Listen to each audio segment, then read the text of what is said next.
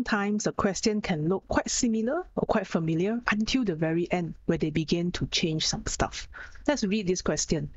A pendulum consisting of a bob, small metal sphere, little bob here, is attached to the end of a piece of string, and the other end of the string is attached to a fixed point. So I guess it's a regular pendulum. It's going to be swinging. The bob oscillates with small oscillations about its equilibrium position, right in the middle, right there, as shown in figure 4.1. Very nice. Note that the length L of the pendulum is measured from the fixed point to the center of the bob, and currently we are given information that L is 1.24 meters. The acceleration A of the bob varies with displacement x from the equilibrium position as shown in figure 4.2. So what we have right now is actually acceleration that changes, and you can see that this is a straight line. So probably something along the lines where A and X is inversely proportional. But thanks to the negative gradient, there is also a negative here. Simple harmonic motion. State how figure 4.2 shows that the motion of the pendulum is simple harmonic. So when you write this kind of statements, right, you need to use the graph, okay? So, and then you need to relate to simple harmonic. So from the figure, the first thing we can see is straight line. Straight line through origin, 0, 0. And because of this, how does this relate to simple harmonic? Acceleration proportional to x. There's 2 points. What's the second thing that you can see? Negative gradient. Right? The graph is shaped like that. Negative gradient. So negative gradient shows us that A and X opposite direction. Be sure to write the whole thing. Don't just write the blue color side. You are telling me how the graph looks like, but you're not telling me how it shows that the pendulum is in simple harmonic motion. Don't just write everything on the purple color side, because you are telling me what is simple harmonic motion, but you are not linking simple harmonic motion to the graph. So it doesn't help, right? You need to write both.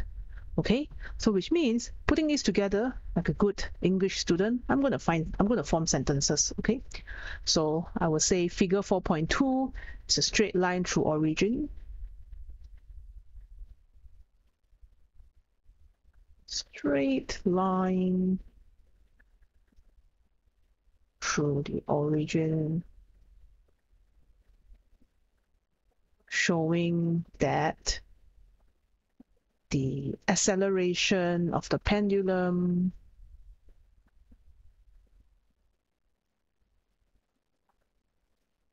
A is directly proportional to its displacement x.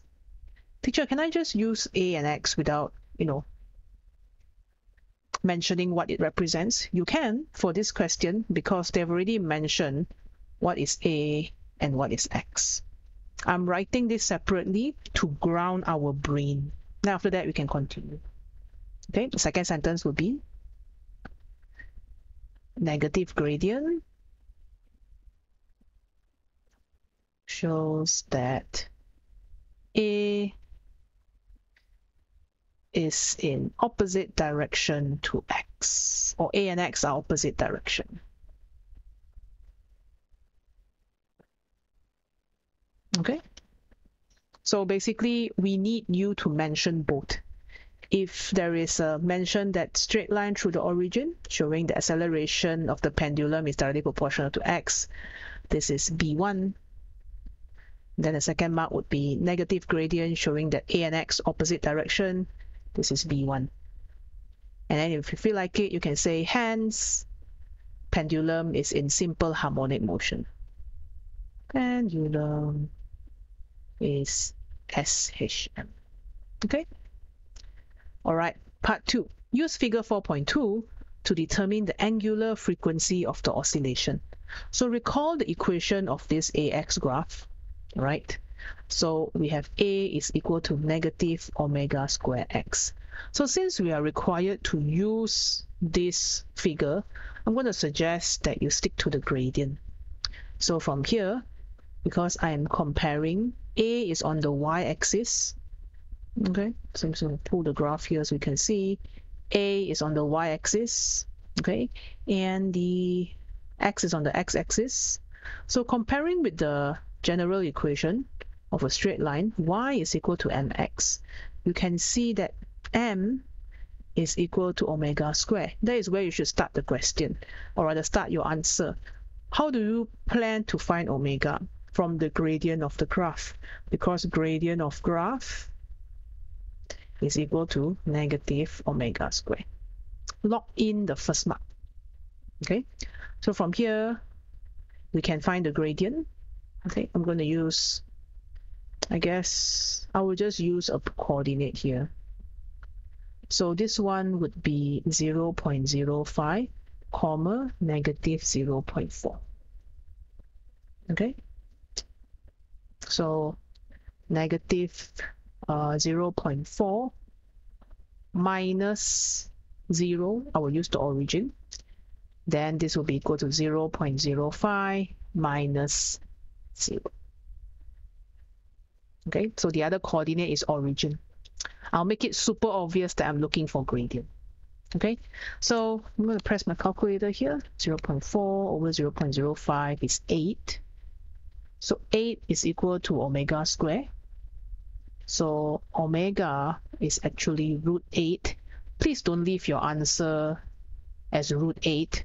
This is physics, so we need this to be 2.8. You can leave it as 2SF. Okay, why? Well, because all of this data, right, can be read to 3 decimal point, because the smallest box here is 0.002. So you can read to 3 decimal point, which is 2SF.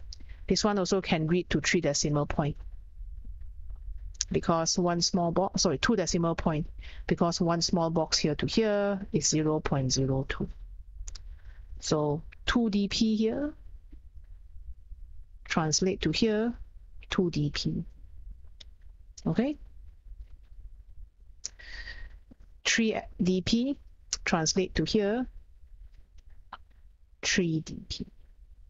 But both of this is also 2SF, which means your calculated value, apologize for not including the 0 here, so your calculated value can be 2 or 3 SF. Learn to double check your SF quickly. If I explain to you, it's like very long because I need to explain as if you've never seen it before. But if you've seen it before, generally speaking, you can steal a quick glance here, double check and see that everything is 2SF, okay? And then just continue here, 2.8. Sure, can I write one more? Sure, you can write 2.83. Okay, I'm sticking to 2.8. All right, part 2.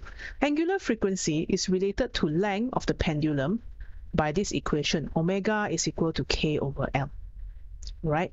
Use your answer in B part 1 to determine K. Give a unit for your answer. Very nice. So from here, omega is equal to square root of K over L. And immediately I'm thinking omega square is actually equal to K over L. And I have an expression for omega square. See, omega square is 8. So I'm going to throw it down here. Okay? So I'm going to substitute the whole omega square as 8. So 8 will be equal to K over, wait a minute, we have the length. Length of the pendulum is given here, 1.24. So I'll put that in, 1.24, and then you will find that your K is equal to 8 times 1.24. And this is 9.92. 8 times 1.24. 9.92. Miss, why you give 3 SF? Well, we can give 2 also if you want to. Okay, just like this one should be 8.0. Sticking to the 2SF team. Okay, so you can write 9.92, or if you don't want to substitute this, you want your answer to generally look like the mark scheme, then instead of putting this as 8, the omega square is k over L. This omega square should be 2.8 square. So it really doesn't matter which one you use. The important thing is to show the substitution clearly.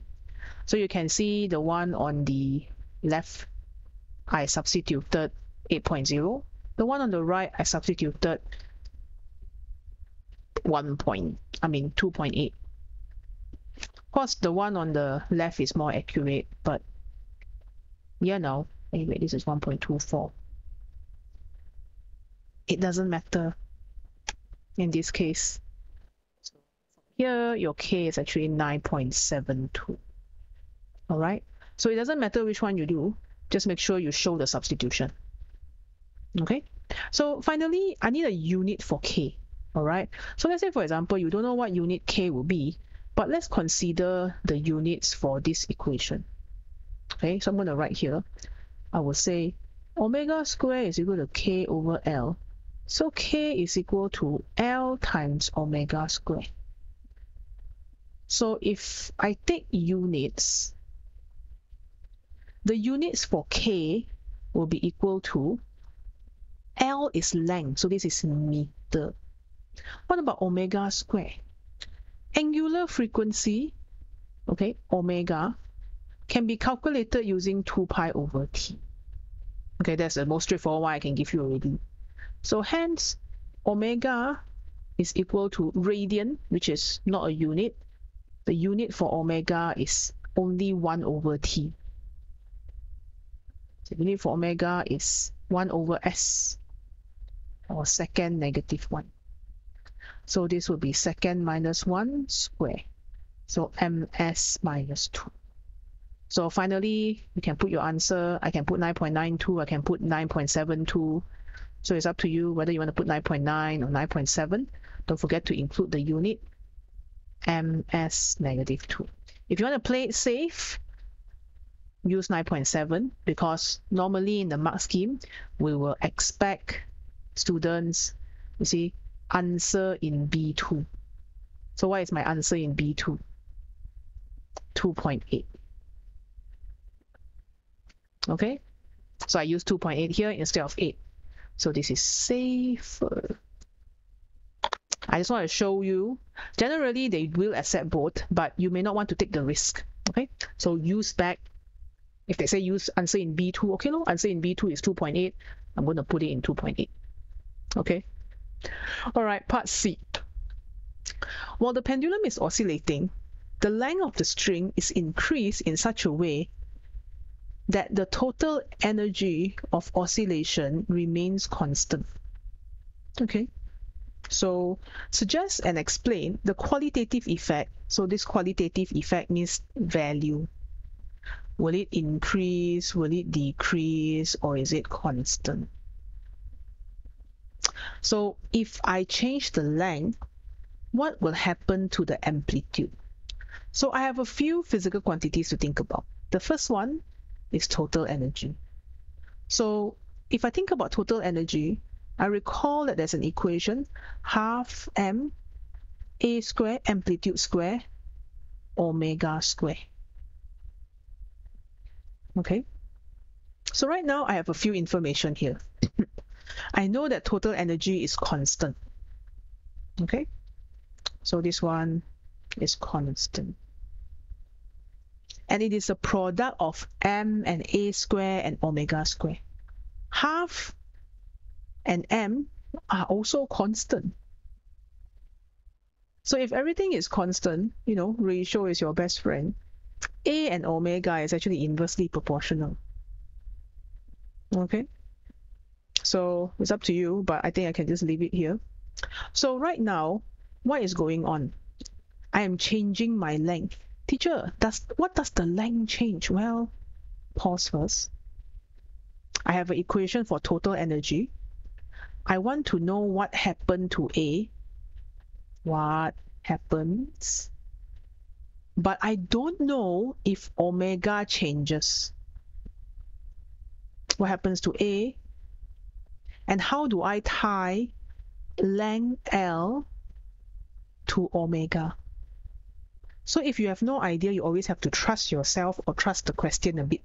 We are already at the end of the question. See, the total is behind my head now here.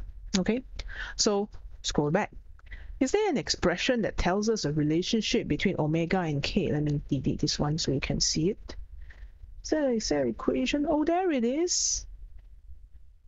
Okay, so we have omega is equal to square root of k over L. Let me write this here. So omega is square root of k over L. L, the length of the string, increases. So if L increases, now L is bigger. This is like a fraction, right? If you cannot, then you just bring the square root over. Don't be shy. Okay? So from here, I can see when L is getting bigger and bigger, it's like you're using a number, k, like 9.7, divide by another number that is bigger. So if I take a fixed number, 9.7, divide by a larger number, my angular frequency will decrease. Okay, this is a very important skill set based on your understanding of maths and your understanding of physics.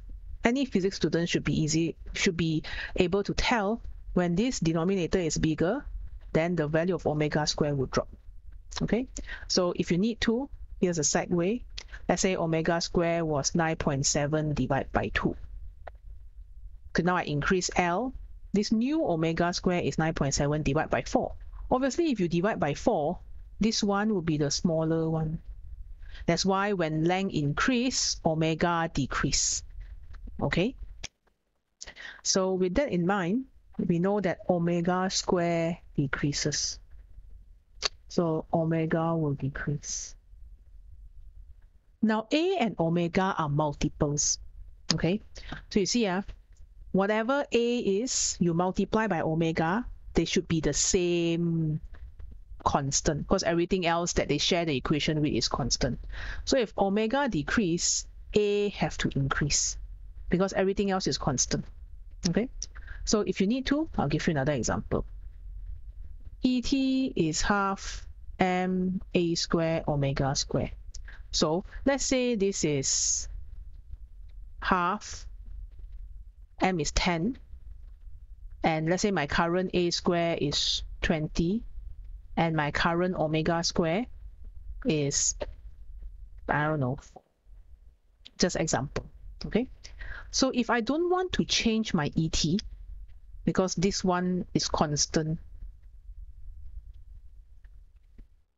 okay, both of these ET is constant, so I'm not changing my half, I'm not changing my mass. What am I changing? My omega has dropped.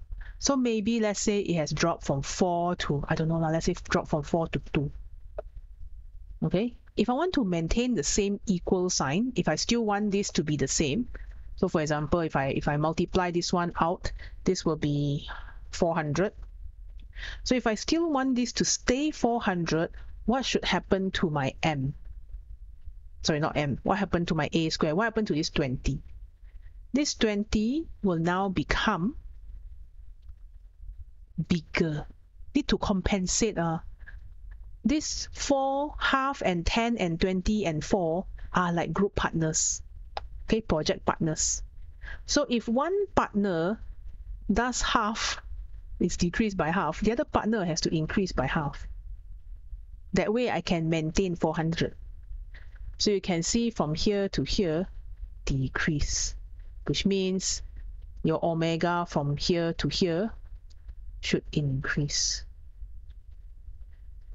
Okay, so maybe I draw too many arrows.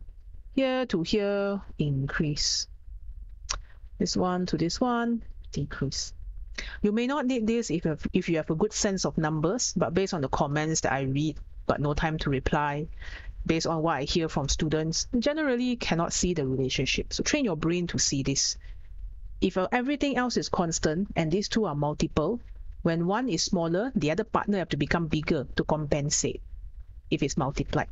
If it's divide, then when the denominator down here become bigger, it's like you're dividing by a bigger number, you're sharing your cake with more people, then this value will decrease. Okay, if the numerator increase, if k become bigger for whatever reason, if this k is bigger, then when this k is bigger, this omega will also be bigger. Your cake is bigger. More cake, divide by the same number of people. So hopefully you understand the concept of division and multiplication. Now we want to link it all in. Okay, so what are our main concepts? The first one we did was to figure out what happens to omega. So we're going to write a sentence about omega. As the length increases, the angular frequency or omega decreases. How do I know this? Well, omega square is equal to k over L, or omega is square root of k over L. Okay.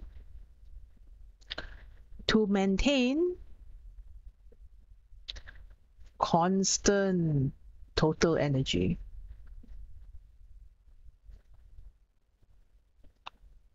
amplitude A increases. You can bracket and write the equation for yourself, because total energy is half m a square omega square. So basically, if you lengthen the string, but you're telling the pendulum, oh, by the way, pendulum, we need to keep the same energy, then the pendulum actually will swing at a larger amplitude. Okay, so 2 marks each. So the ability to tell this from the equation is a very important skill set, especially for your A2 physics. It's like, it can be any equation, okay? It doesn't have to be this one. Every chapter, a few equations. So they will change one, and you have to know how other things will respond. Okay? So get the math right, and if you need to, no harm using some numbers to practice. Just understand that it will take up some time, and you should know this as a backup plan if you need to. It's a pretty straightforward question, only this last part a bit interesting. The rest I can comment on is just, if they say use the answer, it's better to use the answer than to use 8, although 8 is more accurate. So if there is a substitution here, is 1 mark, C1, the answer here, A1. No, the answer and the unit is A1. Okay, both of this. This one, if there's an understanding that gradient is 1 mark, gradient is negative omega square, you calculate the gradient, you arrive at the answer is 1 mark. Oh, how nice, they gave us radian per second. Radian is not a unit, it's a ratio. All right, that's it for this question. It's pretty straightforward. Only this last part maybe will be a struggle for some of us, but practice a bit. In Cambridge, there's a lot of questions like that. One thing change, how does all the other things will change? Domino effect. All right, I'll see you in the next one. You got this.